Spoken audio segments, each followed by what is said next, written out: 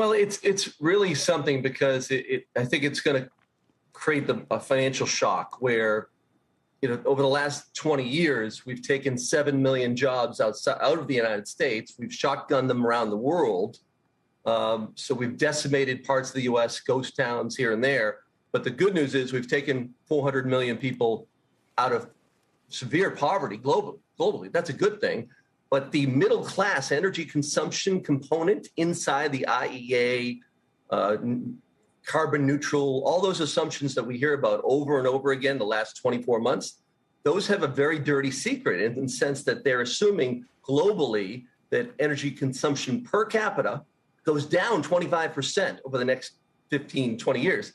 And everything we're seeing, we run a live Bloomberg chat with about 600 institutional investors globally. I think it's one of the most successful platforms.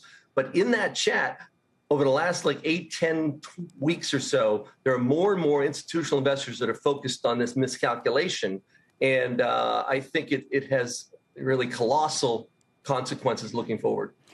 Some of the things you laid out yesterday is that there are 1 billion people in China that aren't driving cars yet. There are 1 billion people in India that don't have access to air conditioning.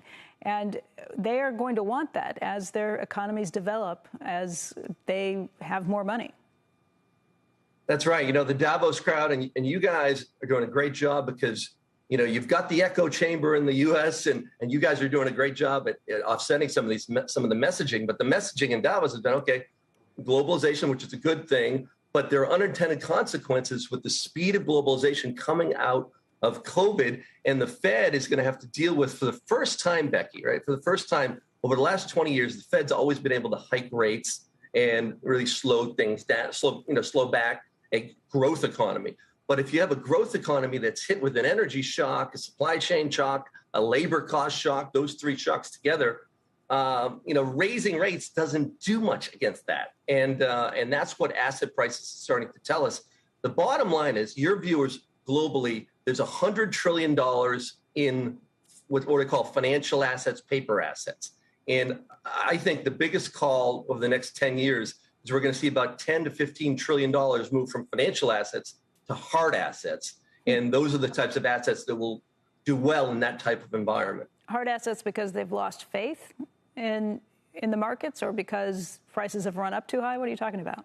Well, you've got inflation, right? Mm-hmm. And that inflation is causing demand destruction, which look at the 230s curves, 5 to the curve yesterday. It's starting to flatten after CPI. I don't know. Demand destruction, Larry, this seems to me like a very different scenario. This is a demand-driven problem at this point. We have a lot of people who want a lot of things and we can't get it quickly enough because there's too much demand. Yes, yeah, exactly. That's the early part of the cycle. But what happens is when you have this incredible explosion in natural gas, oil, labor costs, that right now, if you look at the yield curve, is telling you there's demand destruction that is going to basically cause a slowdown, and the Fed can't hike rates against that. Like the last 20 years, they could hike. So that's what we're up against. So you're talking about not a Lehman event, but a colossal, your tech stocks could drop 20, 30%, but value stocks, people like David Einhorn, Buffett, they're your friend, the Warren Buffett team, they're going to dramatically outperform the S&P the next 5 years, in my mind. Shepard Smith here. Thanks for watching CNBC on YouTube.